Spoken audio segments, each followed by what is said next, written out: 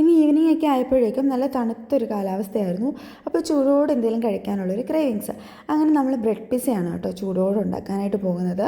Pizza എൻ്റെ favourite അല്ലാത്തൊരു സാധനമായിരുന്നു, പക്ഷേ ഈയിടെയായിട്ട് എൻ്റെ ഫേവറേറ്റ് ആണ്. കാര്യം എന്താണെന്ന് വെച്ചിട്ടുണ്ടെങ്കിൽ ഇതിന് മുന്നേ ഒരു തവണ എൻ്റെ ഹസ്ബൻഡ് ഇങ്ങനെ ഉണ്ടാക്കി തന്നിട്ടുണ്ടായിരുന്നു. നല്ല യമ്മിയാണ്.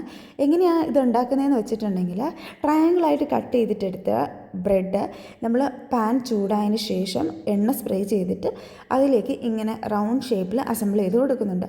അതിനുശേഷം 2-3 എഗ്ഗ് ബീറ്റ് ചെയ്തെടുത്തിട്ടുണ്ട്. അത് നമ്മൾ ഈ ബ്രെഡിൻ്റെ മുകളിലേക്ക് നന്നായിട്ട് സ്പ്രെഡ് ചെയ്ത് ഒഴിച്ചു കൊടുക്കുന്നുണ്ട്. അതിനുശേഷം അതൊരു 2 മിനിറ്റ് അടച്ച് തന്നെ വെക്കുക, അടച്ച് വെച്ച് വേവിക്കുക. ആ ഒരു ടൈമിലേക്ക് നമുക്ക് ആവശ്യമായിട്ടുള്ള വെജിറ്റബിൾസ്, അത് എന്ത് വേണമെങ്കിലും നമ്മൾ കഴിക്കുന്ന വെജിറ്റബിൾസ് നമുക്ക് എടുക്കാം. അത് നമ്മൾ എടുത്തിട്ടുണ്ട്.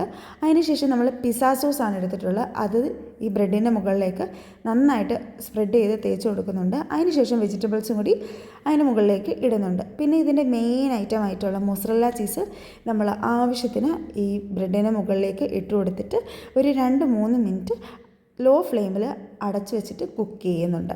കുക്ക് ചെയ്ത് തുറന്ന് കഴിയുമ്പോൾ എൻ്റെ സാറേ ഭയങ്കര മണമാണ്. അപ്പോൾ നമ്മളത് എടുത്തിട്ട് ട്രൈ ചെയ്ത് നോക്കുകയാണ്. ഓഫ് കോഴ്സ് നല്ല ടേസ്റ്റ് ആയിരിക്കും. അപ്പം ടേസ്റ്റ് ചെയ്ത് നോക്കുന്നുണ്ട്.